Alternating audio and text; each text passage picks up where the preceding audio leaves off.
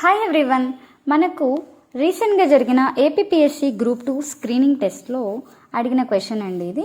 So ఏంటంటే ఇది clocks related question అని చెప్పి మనం చెప్పచ్చు. సో ఆర్ మరియు ఎస్ ఇద్దరు స్నేహితులంట. ఆర్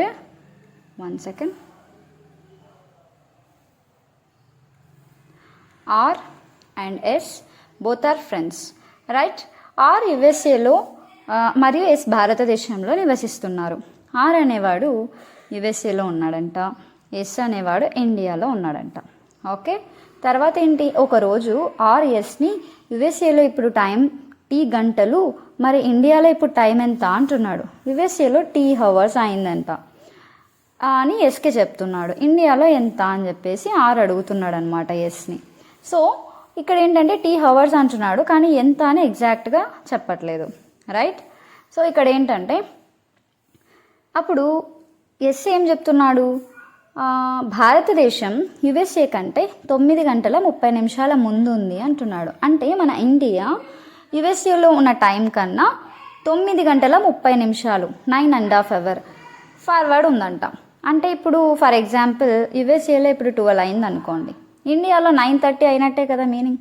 సో దీనికి ఎగ్జాక్ట్గా 9 గంటల 30 నిమిషాల ముందు ఉంది అంటే అడ్వాన్స్డ్గా ఉంది India when compare to USA అని చెప్తున్నారు. సో యుఎస్ఏలో 12 అయింది అంటే ఇండియాలో 9:30 అని మీనింగ్, రైట్? సో నెక్స్ట్, యుఎస్ఏలో ఉదయం 4:15 అయితే ఇప్పటి నుండి 18 గంటల తర్వాత భారతదేశంలో సమయం ఎంత అంటే ఇప్పుడు యుఎస్ఏలో 4:15 అయిందంట. యుఎస్ఏలో ఎంత? 4:15 అయిందంట. 4:15 ఏమంటున్నారు, ఉదయం అంటున్నారు, అంటే ఏఎం. ఇది చాలా ఇంపార్టెంట్. ఏఎంఆ పిఎంఆ కూడా చూసుకోవాలా మనం. తర్వాత యుఎస్ఏ 4:15 ఏఎం ఇచ్చేశారు, బాగానే ఉంది. సో మనం ఇక్కడ ఏమడుగుతున్నాడు, యుఎస్ఏ టైమింగ్ ఇచ్చి ఇండియాలో 18 గంటల తర్వాత ఎంత సమయం అని చెప్పి అంటున్నారు. అంటే ఇక్కడ కన్ఫ్యూజ్ అయిపోతాం మనం. డైరెక్ట్గా ఇక్కడ 18 hours యాడ్ చేయకూడదు. ఫస్ట్ ఆఫ్ ఆల్ యుఎస్ఏలో మనకు 4:15 AM ఇచ్చారు, అయితే ఇండియా అనేది 9 గంటల 30 నిమిషాలు ఫార్వర్డ్ ఉంది కాబట్టి ఇక్కడ ఇండియాలో టైం ఎంత అవుతుంది, ఈ 9.5 hours అనేది దీనికి యాడ్ చేస్తాం. అప్పుడు ఎంత వస్తుంది, 13:45 according to 24 hours, right? So మనం ఇక్కడ 13:45 is nothing but in the afternoon 1:45 అనే కదా మీనింగ్, అంటే 1:45 PM, right? So according to 12 hours అని చెప్తాం.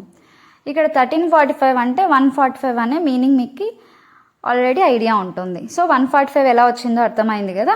నెక్స్ట్, ఈ 1:45 దగ్గర నుంచి పిఎం దగ్గర నుంచి 18 hours. ఇప్పుడు ఇది ఇండియా టైమింగ్, మనకి ఇండియా టైమింగ్ తెలిసిపోయింది. తర్వాత ఏమంటున్నారు, 18 గంటల తర్వాత భారతదేశంలో సమయం ఎంత?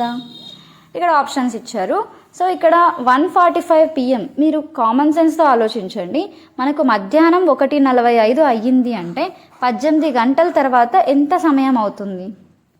ఒక్కసారి కామన్ సెన్స్ అనమాట. అంటే ఇప్పుడు ఇక్కడ ఆప్షన్లు ఏమేమి ఇచ్చారు, మధ్యాహ్నం 1:45, దిస్ ఈజ్ రాంగ్. ఎందుకంటే ఇక్కడ 1:45 వచ్చింది, ఇక్కడితో ఆన్సర్ మనం స్టాప్ చేసేస్తాం, ఇది ఆన్సర్ పెట్టే ఛాన్సెస్ ఉన్నాయని చెప్పేసి ఈ ఆప్షన్ ఇచ్చారు. సో ఇది రాంగ్.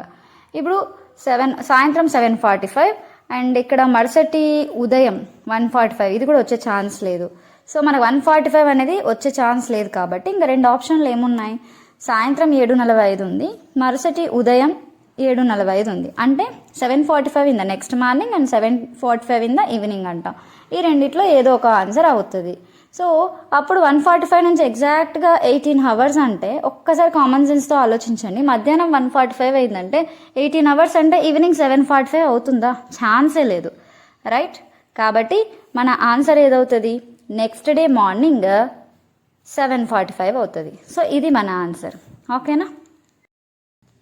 Thank you. వీడియో నచ్చినట్లయితే లైక్ చేయండి, షేర్ చేయండి, సబ్స్క్రైబ్ చేయండి. మరిన్ని క్వశ్చన్స్ అనేటివి మనం నెక్స్ట్ వీడియో కంటెంట్స్లో డిస్కస్ చేద్దాం. Thank you, bye.